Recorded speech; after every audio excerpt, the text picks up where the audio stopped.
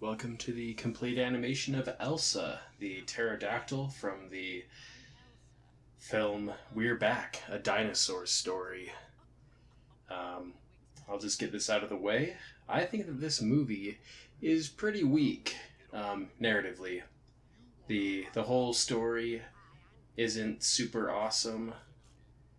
I think that um, it was pretty well paced. Like, didn't drag on too much anywhere, leaving you feeling bored.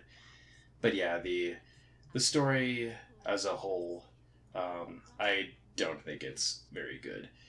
Um, but visually, this movie has a lot to offer.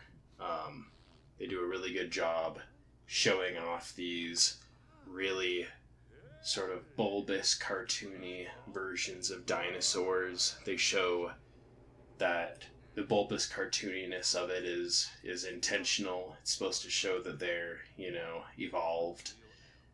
Whenever you see them as primal dinosaurs, it's it's a lot more of a naturalistic art style. So it's a pretty good juxtaposition between those two styles. Um, it's also worth noting that this is one of the three movies that Steven Spielberg's animation studio made before it closed down. The other two being An American Tail, Fievel Goes West, and Balto. And I'll say that all three of them are pretty well animated.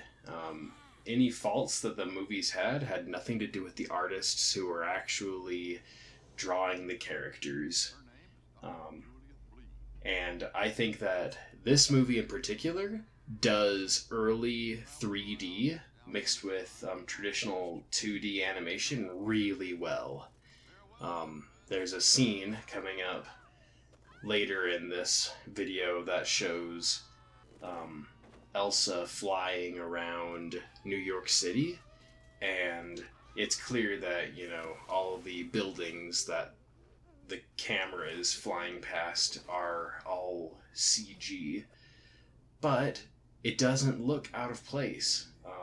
I think that this movie does CG a lot better than some later ones, especially something like Titan AE or even Treasure Planet. Those movies had a real problem with just having too much CG and it not blending well with the traditional animation. But I will say that the voice acting in this movie is really good. The young boy character, Louis, his voice actor just nailed it. Like, holy cow, just nailed the whole thing of being a streetwise, overconfident kid from New York. New York. And obviously, John Goodman being the T-Rex, he does a good job. John Goodman's just delightful in almost every role that he's in. But yeah, so the character Elsa shares problems with the other three dinosaurs. I guess there's just four: Rex, Woog, Dinosaur, and Elsa, and I don't even know what the other one's name is. But yeah, so it's like Rex is the only dinosaur that really seems to get any character development, even though they're basically all together at the same time. It's like they don't get many lines. The lines that they do have are more about, how they're hungry at the moment or something. But I guess Elsa's probably the second best developed character, which is really weird because she has about as much screen time as any of the other ones. Again, just like I said, this movie, narratively, it doesn't do it super well. Yeah, here's the bit where it's clearly all CG, but I think it works. It's clearly CG. I'm not saying it's seamless, but I'm just saying that I think that it doesn't look bad in this movie. But yeah, so Elsa's kind of weird. It's like the character is clearly, like some middle-aged woman, but she's a total flirt with everybody, especially with Rex.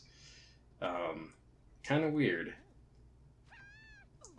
I think that they did a really good job animating her wings. It's like they're just constantly drooping off of her arms, and they get in the way. Obviously, they're useful for flying, but it's a challenging thing to make a character that has such extraneous parts like giant wings actually work well.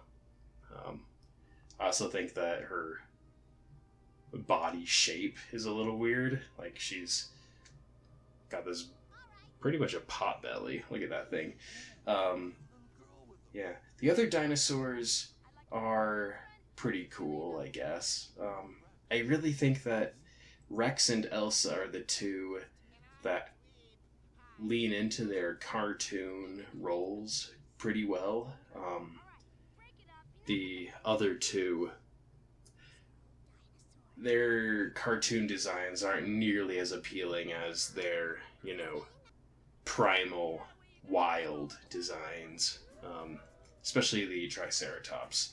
I think that when the circus scene happens and is he's turned wild, the changes that they made to his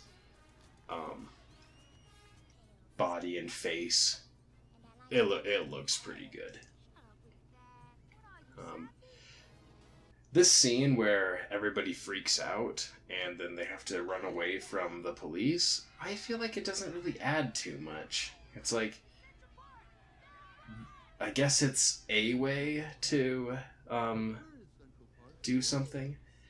It's like, in animated movies, it feels like writers have an over desire to have everything go topsy-turvy. Where, all the characters are stuck in a situation that is wild and unpredictable, and they gotta sort of make decisions flying by the seat of their pants. But a bunch of the time, it just doesn't work. Like, there's an art to making everything go topsy-turvy and actually making it good. And this movie, it was just okay, doing this whole topsy-turvy sort of a thing. But literally, they were just blasted out of a building to get them from the topsy-turvy all the way to Central Park. It's like, come on. That seems a little not the best story-wise. And one of the things that I noticed is that this movie often has a bunch of trouble with its colors. Even when everything is well lit, characters don't have super consistent coloring. Elsa especially. I guess Rex doesn't have that problem as much. But yeah, it's like, when I make these criticisms, I'm just saying, like, to me, it looks like, sometimes characters aren't colored the way I would expect them to be. And sometimes I think it's inconsistent. But, I'm definitely not throwing shade on any of the people who did coloring for this movie, because coloring is hard, and it takes a long time. It's like, with 2D animation, I think that a little bit, like, you have the tendency to just think, oh man, the people who actually drew the characters, they're the ones who did the work. But remember, that's only a part of it. You have to first draw them out. You have to spend many iterations and time tweaking just to make sure that it's all good, a sequence is correct. And then you have to ink it out, where you basically take, the drawing. I assume that this was made before they used computers.